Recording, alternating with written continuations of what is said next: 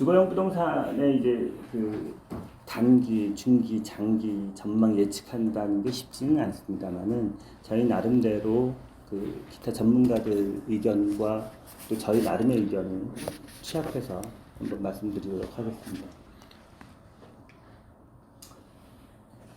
전문가 집단 이제 여러분이 계시는데 여기 지금 좀 낯선 데도 있을 거예요. 그것은 요즘 최근에 이제 유튜버들이 굉장히 이제 그 주목도가 높습니다. 그래가지고 중간중간에 유튜브들하고 기존에 있는 전문가 그룹 집단 같이 그 포함한 의견입니다. 단기 전망을 먼저 말씀드리겠습니다. 상승론과 보합론, 하락론이 있는데요. 상승론은 이제 최근에 이제 헬로시티가 한 10,000세대 정도 됩니다. 근데 이것들이 빠른 시간 내에 생각보다 물량이 소화가 됐고 또 시장에서 걱정했던 쇼크가 오지 않았습니다. 전세가가 떨어진다, 뭐 어쩐다 이런 얘기가 있었습니다만 그 물량이 다 소화가 됐고요. 그리고 또 최근에 이제 부산이라든지 이런데 조정 지역이 해제가 됐습니다. 사실 엊그저께 이제 해제가 돼가지고 저희가 이제 부동산 중개법인도 같이 갖고 있기 때문에 전화 문의가 쇄도하고 있어요. 지난 한 1년 거의 좀 남지 굉장히 부산 시장 같은 경우나 이 남쪽 시장들이 어려웠었거든요. 서울은 괜찮았었지만 그랬는데 해제되면서 이제 잠재되어 있던 어떤 그 움직임들이 좀 나타나고 있습니다. 그리고 우리가 이제 3기 신도시라든지 이런 어떤 그 공급책이 나오다 보니까 토지 보상금이 풀립니다. 여러분들 다 아시겠지만 그러다 보면 아무래도 그 이제 자산, 현금 이런 어떤 시중 자금의 유동성이 이제 풍부해진다는 거.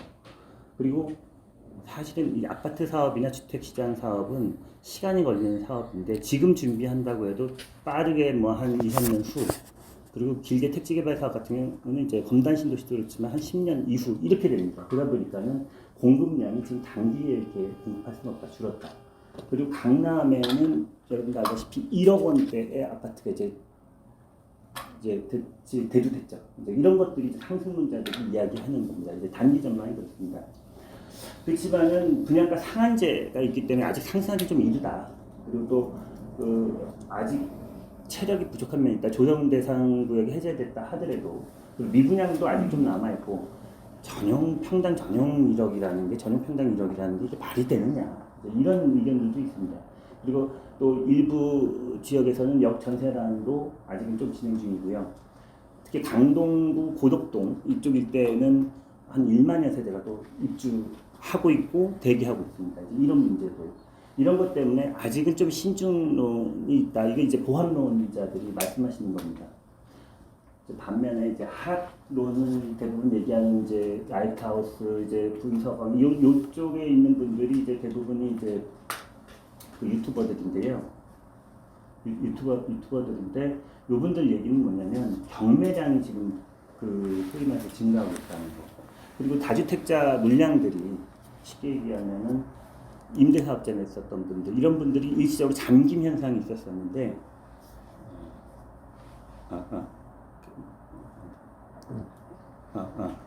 그냥 육성으로 하겠습니다. 육성을 해도 잘 들릴 것 같습니다. 이제 그런 부분들이 아직은 이제 임대주택 사업을 냈었던 물량들이 시중에 풀리지 않았기 때문에 이런 것들이 또 이제 나중에 이제 시한폭탄처럼 남아있다. 그리고 건설 수주 물량들이 지금 역대사상 최저고 특히 민간 부분은 더더욱 지금 최저입니다. 그리고 아직 미분양분이 있다는 거 역시 그 거품이다라는 거죠. 전용 평당 1억이라는 것은 뭐 일부적이긴 합니다만. 그리고 서울 거래량이 동반되면서 상승을 해야 되는데 가격은 올랐는데 실질적으로 보면 거래량은 희소합니다. 그러니까 거래량을 동반한 상승이어야 되는데 그것이 아니다라는 부분. 그리고 이번에 이제 규제 대상 지역 이런 것들이 개발에 집중되어 있고 기회에서 서울 전역으로 퍼진다. 이런 부분들이 이제 하락론을 얘기하는 겁니다. 각각의 다 이유가 있으면 나름대로 이유가 있는데 저희는 이렇게 봅니다. 사실은 이제 정책 변수라든지 이 선거라고 하는 큰 변수가 있기 때문에 저희 회사에서 제 나름대로의 판단은 그럼에도 불구하고 6월달 내년 이제 총선 전후 해가지고 6개월 가량 그러니까 4월에 총선이지 않습니까? 그때까지는 어느 정도 상승의 모멘텀이 남아있다라고 해서 내년 한 4월까지 6개월, 향후 한 6개월 정도는 좀 상승할 것 같고요. 그리고 이후에 이제 3기 신도시 이제 분양하기 전이지 않습니까? 22년도 상반기까지는 이제 선거가 다 끝나고 나면 어떤 식으로 전국이 안정될 겁니다. 그리고 난 이후에는 어느 정도는 좀 보합은 보합이지만 급격하게 하락하거나 이러진 않을 겁니다. 대신 이제 가격이 계속 오르면 정부 정책에서는 규제책을 계속 쓸 거기 때문에 약보합으로 갈 것 같습니다. 그럼 중기 전망에 대해서 말씀드리겠습니다. 상승론자들은 똘똘한 한 채에 대한 니즈가 아직도 남아있고, 차라리 양도세나 이런 거 물릴 것 같으면 그냥 상속시키겠다 혹은 증여하겠다 이런 의견들이 있습니다. 그리고 부동산 거품이라는 건 옛날에도 비쌌다. 그 조선시대에도 비쌌고, 항상 우리 어머니 때도 집값은 비쌌지만 그래도 어렵게 돈 모아서 사는 거고, 그렇기 때문에 이 똘똘한 한 채 내가 갖고 있는 집을 감히 함부로 던지겠느냐, 이런 의견들이 결국 중기적으로도 한 3년, 4년을 저는 이제 중기로 봤는데 결국은 상승할 것이다, 이런 말씀을 이제 하고 있고요. 또 반면에 보합론을 얘기하시는 분은 금리 인하의 조짐도 있고, 그렇지만 또 미분양과 유동성 어떤 보유인들에 대한 이런 관망에 대한 부분들, 그리고 3기 신도시에 대한 기대감 때문에 보합 하락한다거나 수요 공급선을 어느 정도는 유지할 것이다. 이 부분들이 이제 보합을 얘기하고 있고요. 하락론자들은 뭐 역시 또 비관적으로 얘기하죠. 이제 추가 규제가 또 나올 것이다. 그러니까 다시 말씀드리면 추가 규제가 나온다. 왜냐면 이제 총선이 이제 끝나고 난 다음에는 이제 정부에서는 어쨌든 집값 안정에 대한 문제가 있기 때문에 또 할 것이고, 주택 공급률, 이제 보급률이라고 하죠. 이것이 이제 100%를 초과했다라는 점. 이 점 때문에 이제 하락론이 이제 좀 힘이 실린다는 얘기죠. 근데 저희는 어떻게 보냐면 2022년 3기 신도시 분양과 그해 5월 대선 요때가 이제 겹치죠. 한 이제 분명히 이제 분양을 해야 되지 않습니까? 3기 신도시 2022년 상반기 정도 되면은, 그러면은 어느 정도 이제 분양할 때 정부에서 옛날 항상 이제 공통적인 게 분양 시기쯤 돼서는 또 대선이 5월에 있기 때문에 그때까지는 강보합을 유지하겠다. 이게 저희 회사의 의견입니다. 그리고 이제 장기적 전망을 말씀드리겠습니다. 그 상승론을 얘기하시는 분들은 전 세계 유일하게 우리나라에서는 안전판인 전세제도가 존재한다. 어느 나라에도 없는 전세제도가 있기 때문에 그 장기적으로 우리나라에서는 그렇게 떨어지거나 이런 일이 없다.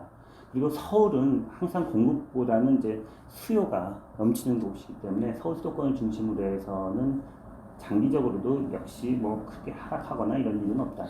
그리고 주택 보급률이 오히려 이제 100%에 입박하고는 있지만은 실질적으로 350%, 선진국 사례에서는 350% 정도는 그래야 안정권에 들어서는 통계치를 얘기를 하고 있습니다. 그리고 더 중요한 건 뭐냐면 또 라이프 스타일이 바뀌고 있고, 이제 집 한 채가 아니라 내가 다양한 곳에 내가 필요에 의하면 내가 부산에 볼일 볼 수도 있고, 뭐 강원도에 볼일도 볼 수 있고, 필요하다면 또 주말주택을 사용할 수도 있고, 이런 니즈들이 존재하기 때문에 항상 부동산이라는 것은 떨어지거나 이런 일이 없이 항상 상승할 것이다라는 의견이고요. 보합론을 주장하시는 분들은 1인 가구의 소비력이 있다라는 점을 인정하면서도 그 인구의 외부에서 대처 가능하다는 점, 이 점을 같이 들었기 때문에 장기적으로는 그냥 보합을 유지할 것이다라는 말씀입니다. 하락론은 역시 또 거기에 대한 이유가 있습니다. 인구가 계속 노령화되고 있고요. 생산 가능 인구가 줄기 때문에 과연 주택을 구매할 수 있는 그런 어떤 중년층이나 청년층들이 있겠느냐. 인구 감소를 하고 있기 때문에 그런 것들도 구매 요인의 감점을 작용하고 있다. 좀 더 심각한 것은 우리가 일본의 어떤 경제나 이런 것들을 많이 쫓아가기 때문에 일본처럼 부동산이 진행될 가능성이 높다라는 점에서 하락론을 얘기하고 있습니다. 저희는 사실은 이제 중요하게 보는 것이 2022년 이후 이제 3기 신도시라든지 이런 이제 공급책들이 부동산 정책 완화했던 것들이 물량이 공급하는 것이 이제 2024년부터입니다. 그때가 되면 사실은 신도시 물량도 공급될 것이고, 주거 트렌드의 이제 변화라든지 어떤 뭐 선진국형 저성장의 이제 기조에 우리도 접어들 것이라고 봅니다. 그렇게 된다 그러면은 실질적으로 대세 하락기가 시작하지 않겠느냐. 주거 패러다임에 이제 적응한 상품들은 일부는 좀 아직 힘을 받쳐 있지만 대체적인 양적 주거 환경에 있어서는 부동산 전망은 그렇게 밝지만은 않다. 이것은 저희가 우리가 이제 개도국에서 계속 발전하는 단계에 있다 그러면 모를까 그것이 아니라 이제 선진국형으로 들어서게 되면은 저성장 뭐 디플레이션까지는 아닙니다만은 그래도 어느 정도의 안정은 보이고 장기적으로는 좀 하락할 수 있는 요인이 있다라는 말씀을 좀 전해드렸습니다. 사실 이 부동산을 이제 날씨에 좀 저희가 비교를 이제 해봤습니다. 예.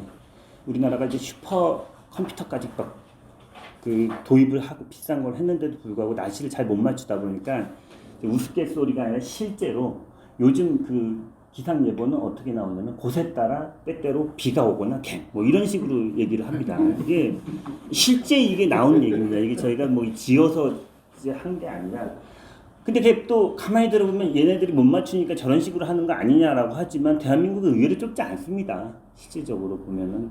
그래서 부산에서는 비 오는데 하다못해 서울 같은 경우도요 북부에 있다가 남북 쪽으로 비가 안 온다고 이런 경우 가끔 있거든요. 그리고 날씨가 이제 기후 변화가 있기 때문에 실제로 그런 현상들이 일어나는 거예요. 저희는 이제 그래서 어떻게 보면 이 부동산도 날씨와 같아서 부동산 기상 예보를 해보면 이렇게 곳에 따라 또 때때로 비가 오기도 하지만 또 개는 곳도 있다.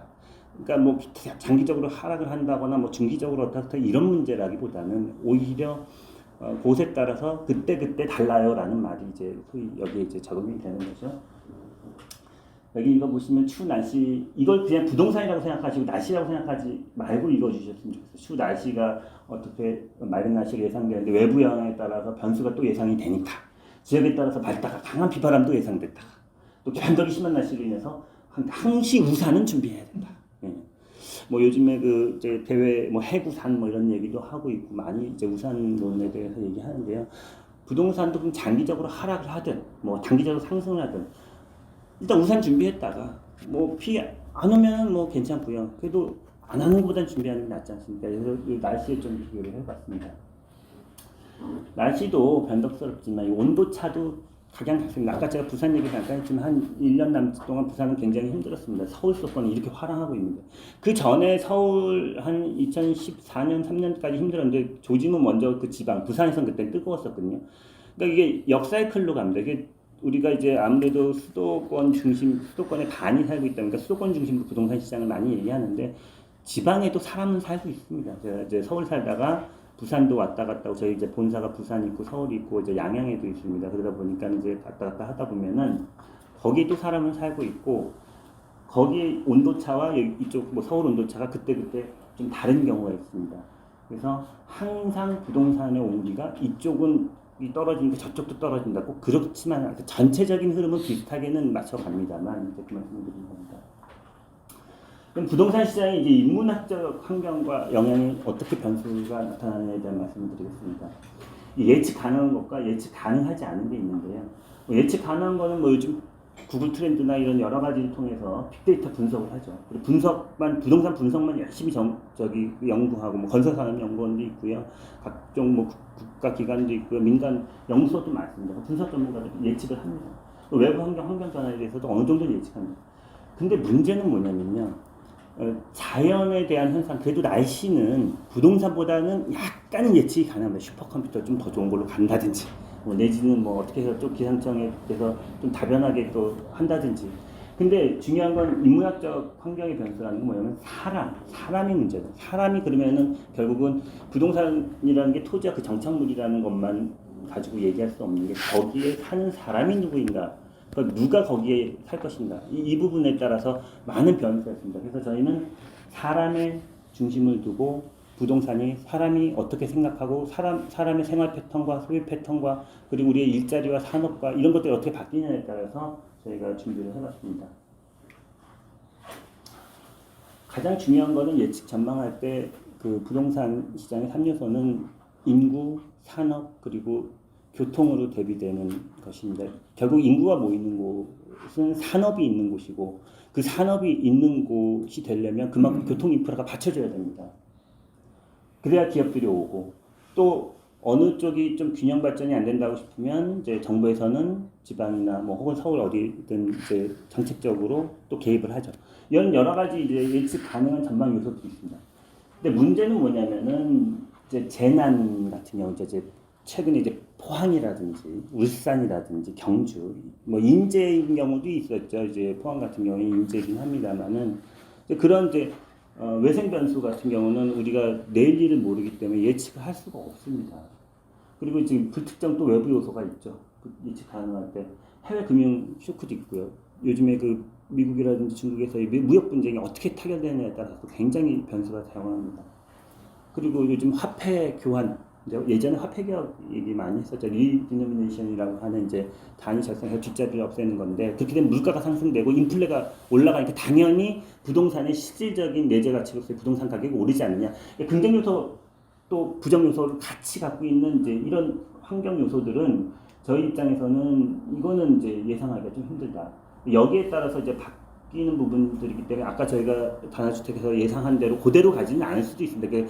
그대로 이렇게 요거 PT 했는데 왜 그대로 안 갔냐 저한테 뭐라 하시면 안 되고 요거까지 저희가 지진하는 것까지 할 수가 없기 때문에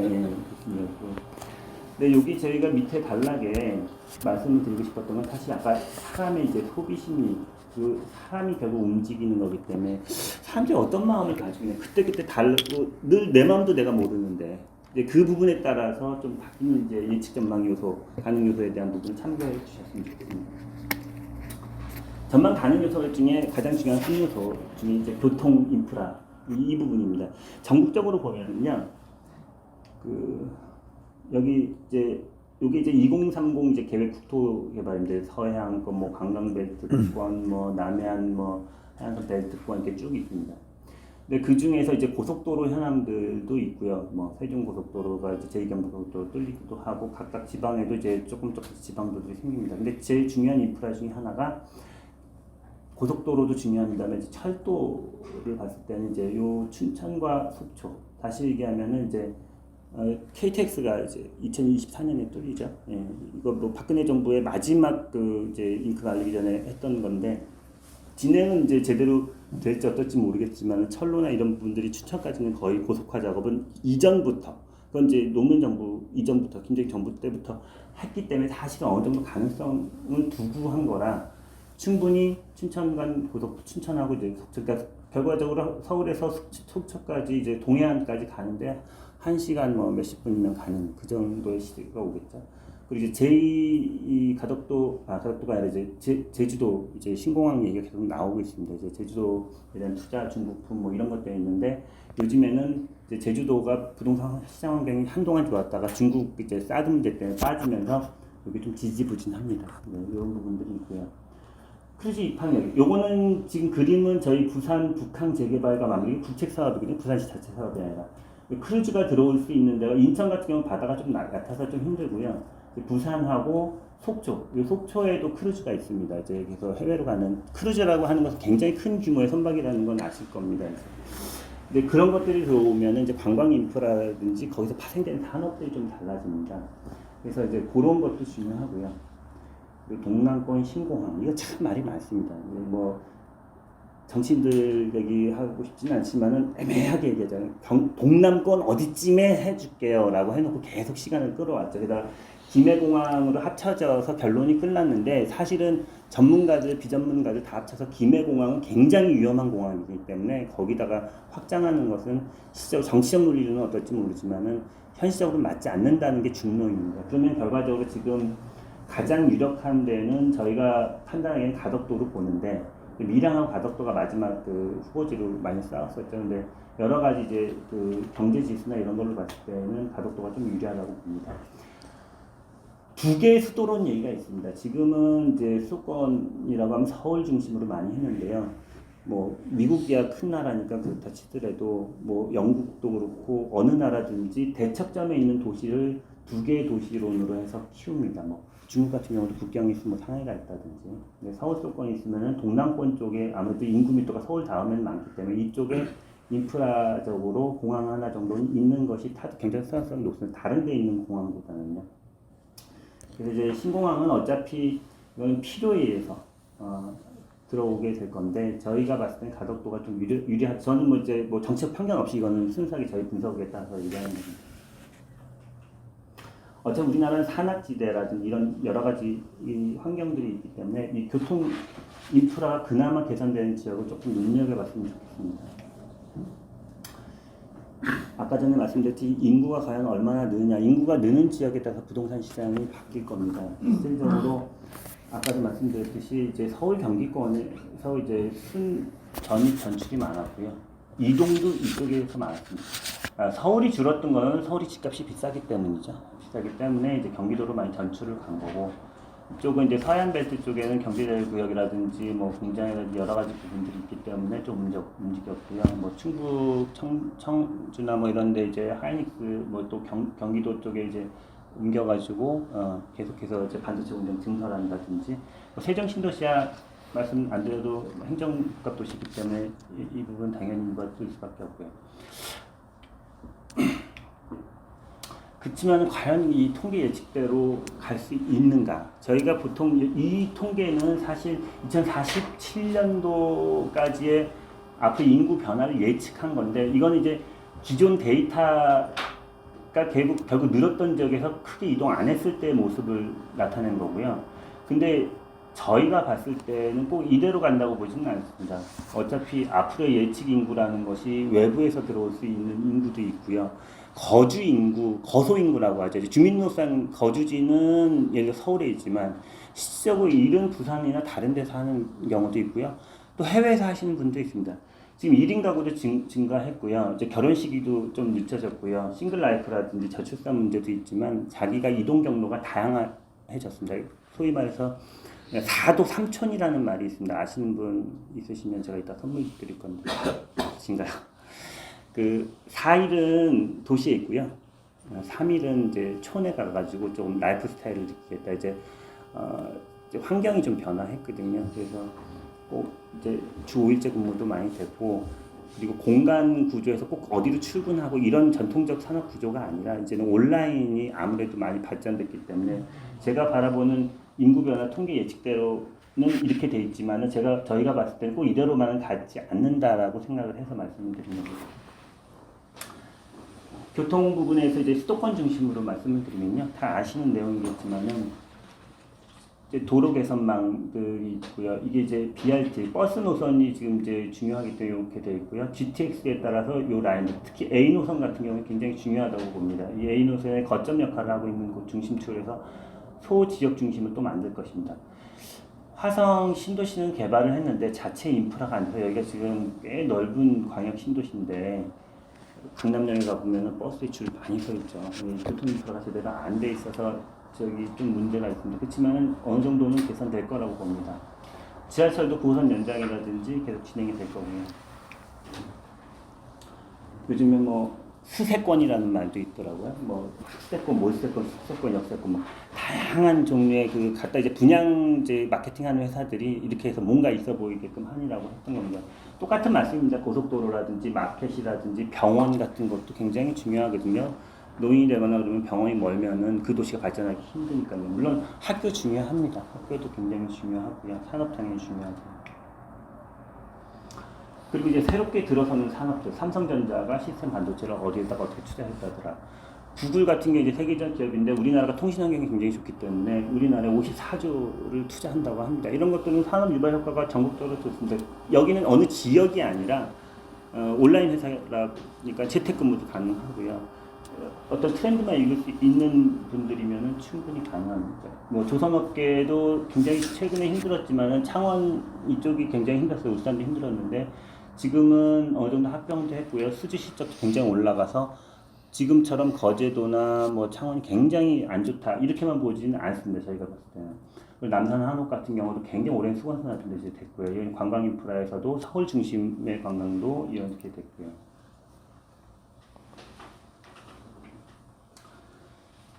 전통적으로 우리가 이제 오프라인에서 활동을 하다가 계속 온라인 환경으로 이제 변화됩니다. 이제 4차 산업의 발전과 이제 인터넷이라든지 모바일이 급히 들어왔습니다. 그래서 실제로 최근에 이제 대형마트의 몰락이라고 해서 이마트 매출 구조를 혹시 신문에서 읽어보시면 아시겠지만 굉장히 많이 하락했습니다. 요즘엔 뭐 마켓컬이 새벽 배송해서 새벽에 뭐 너 언제 있을래? 나 직장 내가 바쁘거든. 그럼 새벽에 해서 신선식품 같은 게 배달해주고 이런 데가 있기 때문에 이마트 같은 데에 매출이 급감하고 있어요. 온라인 쇼핑몰은 굉장히 늘어나고 있고요. 그리고 또 한 가지 1인 가구가 증가를 하는데요. 뭐 내가 아이가 있고 부모님 있거나 이제 부부가 있거나 이러면 이제 마트 가가지고 구경하면서 하는데 혼자 사니까 굳이 혼자 카트 끌고 대형마트 가서 안 삽니다. 예. 창피하잖아요, 일단. 창피하기도 하고 뭐 창피한 것 떠나서 그렇게 대량으로 하지 않습니다. 그러니까 그때 필요할 때마다 구입을 하겠죠. 그러니까 당연히 대형마트나 오프라인 매장은 좀 상쇄되고요. 온라인이 또 마케팅적으로 굉장히 싸게 구매를 할 수 있기 때문에 오프라인 환경에서 온라인 환경으로 이제 구조가 변화하고 있습니다. 그리고 온라인 중에서도요, 사람들은요, 또 PC 앉아가지고 여기서 치는 거 몇 번 안 돼. 이제 환경이 PC에서 한 30%라면 매출 구조가 모바일로 웬만하면 다 구입합니다. 이제 앱, 어플리케이션 같은 거 다운받아가지고 그렇게 되면 또 하다못해 홈쇼핑을 방송을 하는데 TV 같은 경우에도 어플리케이션 다운받으래요. 모바일로 하면 더 싸게 해준다. 뭐 이런 거 있지 않습니까? 이게 바로 이제 모바일이 강화되고 있다는 측면을 말씀드리는 겁니다. 전통시장에서 마트, PC, 모바일 이렇게 지금 구조적인 변화가 있습니다. 산업 공간 구조의 패러다임 변화라는 게 뭐냐면요. 우리 같이 부동산업을 하고 있는 사람들은 결국은 우리는 공간을 파는 사람들입니다. 결국 사무실을 팔든 주거지를 팔든 그 공간을 파는 마트도 마찬가지고요. 근데 이 공간이라고 하는 공간이 오프라인 공간이 아니라 온라인 공간, 앞에서 말씀드렸죠. 온라인 공간의 가상 공간이 지금 마켓 시장에서 굉장히 중요한 그 트렌드로 떠오릅니다. 과거에는 이제 싱글 채널, 이제 내가 저기 장 보러 가면 시장 가면은 이제 왔다 갔다 하면 끝났습니다. 근데 멀티 채널을 바뀌면서 이제 PC라든지 모바일, 지금 요 단계까지 왔습니다. 요 단계까지는 현재 왔습니다. 과거에는 오프라인 매장만 존재했고 지금 이제 경쟁 관계에서 싸우고 있는데 그럼 미래에는 과연 그렇게 가느냐? 그러면 이제 부동산 다 이제 망하고 그러겠죠. 근데 그게 아니라 옴니 채널이라는 게 있어요. 이게 무슨 말씀이냐면은 쉽게 얘기하면 우리나라 아까 이마트, 대형마트 이제 매출 규모가 감소하고 있는데 그 미국 같은 경우 월마트가 있습니다. 월마트 같은 경우는 체인을 제일 많이 갖고 있다고요, 미국에서. 근데 거기서 어떤 생각을 했냐면은 3인 서비스. 우리 맥도날드 가면 이제 3인 서비스라는 거 있지 않습니까? 앉아가지고 가가지고 차 대고 가서 간편하게 맥도날드 시켜 먹듯이 내가 예약만 걸어놓으면 그 마트에 가가지고 드라이빙 시스템처럼 가는 겁니다. 그러면은 PC든 모바일이든 그리고 마트든 이게 유기적으로 서로 다양한 채널에서 소비가 이루어진다는 얘기거든요. 왜냐면 온라인 회사들의 가장 큰 문제는 뭐냐면 막대한 물류량을 잠겨놓을 데가 없어요. 근데 월마트나 이런 마트들 같은 경우에는 자기들 물류 창고를 기본적으로 갖고 있기 때문에 예약을 걸거나 그러면 되거든요. 그래서 이마트도 이렇게 우리나라 마트들도 조금 있으면 미국보다 우리가 한 3, 4년 뒤진다고 이제 통계적으로 나와 있는데 미국을 쫓아서 간다 그러면은 옴니 채널의 변화를 조만간 깨할 겁니다. 뭐 이래가 쓱 나오지 않습니까? 이런 것들도 하나의 변화의 조짐이라고 봅니다. 아직까지는 미흡합니다만. 결과적으로 이제 소비 패러다임이 변화했고 좀 구조적으로 소비 채널이 다양화되고 있다. 그래서 옴니 채널이라는 말씀을 한 번 정도는 기억해 두시면은 앞으로 공간 구조 패러다임의 변화에서 기억하십니다. 그리고 주거용 상품도요, 굉장히 좀 다양해요. IoT라는 말씀 사물 인터넷에서 많이 들어보셨으니까 여기에 대해서는 굳이 말씀 안 드리겠습니다. 뭐, 딱 차단해주고, 난방저 해주고 이런 겁니다. 활동량 센서에 대한 거고요. 근데 중요한 건 이게 이제 모바일로 옵니다. 모바일로 오면서 모바일에서 앱 어플리케이션을 다운받아요. 그렇게 되면은 이제 주거가 이 스마트홈에 대한 사물 인터넷 플러스 버틀러 서비스, 이제 이게 소위 말하는 호텔 같은 그런 문화가 이제 주거 패러다임에도 변화가 시작됐습니다. 그래서 조식을 준다든지 이제 조식 포함 아파트 이제 EBS에서도 하는데요. 조식 포함 오피스텔에서 밥 주는 아파트다 이런 게 이제 유행하고 있는 겁니다. 또 고급에서부터 시작했는데 요즘에는 아주 소형 오피스텔에서도 분양할 때 이런 것들 많이 씁니다. 보안이라든지 경비라든지 예약이라든지 게스트라든지 그리고 요 어플리케이션을 통해 가지고 내가 놀고 있을 때 만약에 아까 4도 3촌에 있어요. 그럼 집을 한 3일 비워둬요. 혹은 난 6개월 동안 외국에서 살고 6개월 동안 집을 비워둬요.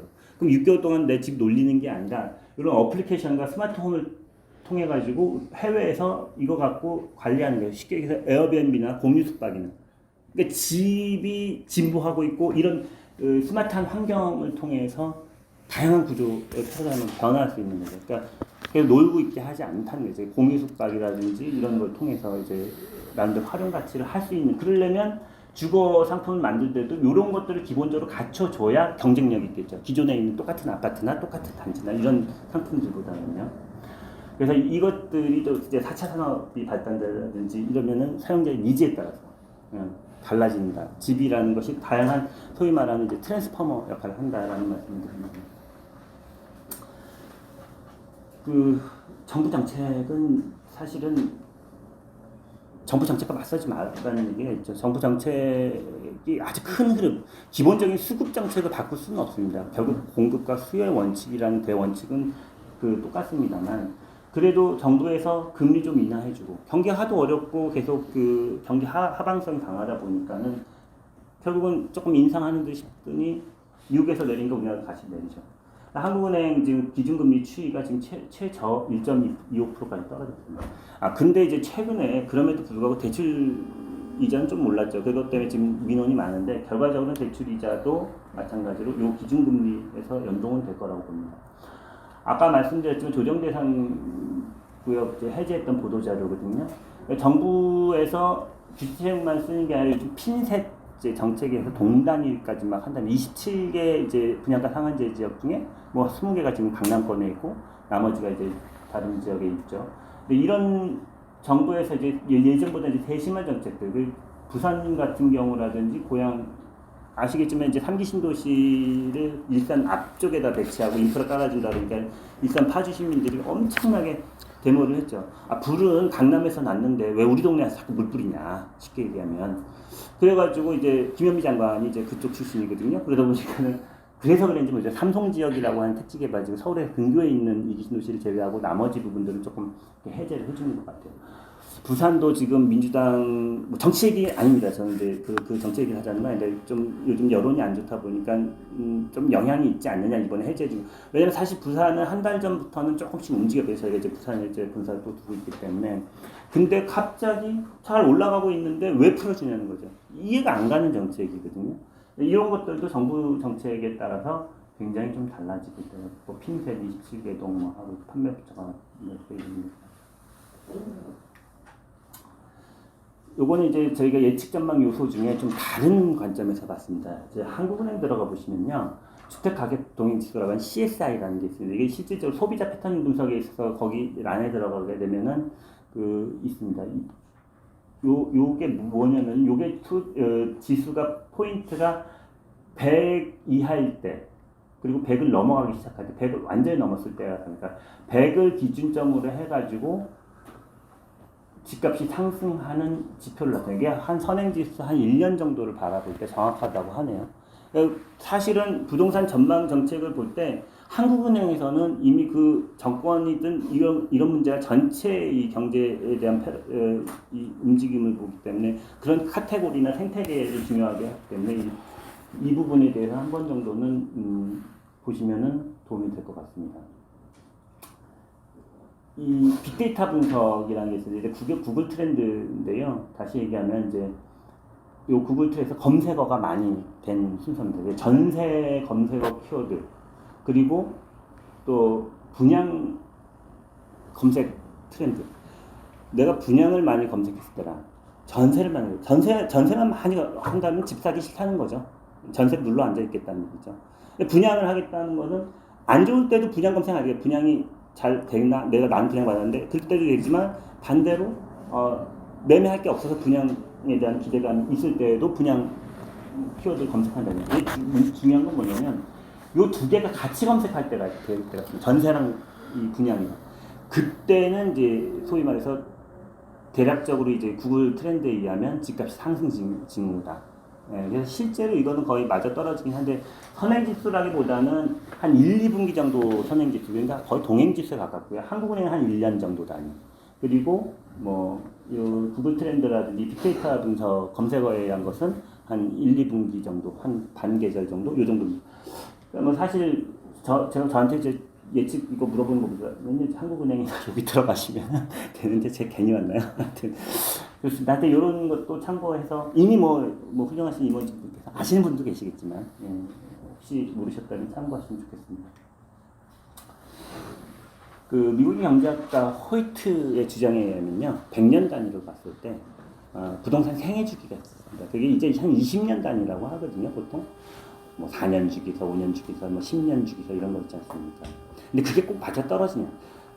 금융위기가 뭐 2008년 정도 왔으니까는 2018년도부터 해가지고 한 10년 여기서 하면 2018년도부터 계속 얘기했었던 게 폭락한다. 외국 뭐 또 경제 위기 더 IMF 더 한겨들 계속 이제 이런 걸 조장을 했지만 실제로 그렇게 가지는 않았습니다. 생애 주기설이 과연 들어맞느냐 이 부분인데 주가도 그렇고요. 부동산도 마찬가지예요. 장기적으로는 계속 오르면서 뭐 재화에서 감가상각도 되지만 결과적으로 물가 상승이나 여러 가지 부분이 계속 갔는데 이게 이제 전체적으로 이렇고요. 60년대 이전의 경기 사이클 주가나 부동산이나 이거와 그리고 그 이후에 이게 지금 1913년부터 2013년까지 지금 100년 동안에 본 거거든요. 그래프를 보시면 아시겠지만 60년대 이후에는 굉장히 실질 가격 이 평균 순환 주기가 굉장히 급박해집니다. 이 심장박동수처럼. 그러니까 쉽게 얘기해서 언제 어떻게 오르고 내리고 이 주기도 일정하지가 않아요. 뭐 어떤 때는 10년이었다, 9년이었다, 8년이었다, 12년이었다, 15년이었다. 그러니까 예측하기가 참 어렵다는 말씀을 드리는 겁니다. 결과적으로 얘기하면. 그래서 이 분석 차트라고 하는 것이 차트 분석, 뭐 주가도 마찬가지, 부동산도 마찬가지. 부동산은 그나마 이제 생애 주기가 좀 깁니다만은 그럼에도 불구하고 날씨처럼 똑같은 날씨 얘기합니다만 변덕스러웠기 때문에 순환변동치의 한계가 있어요.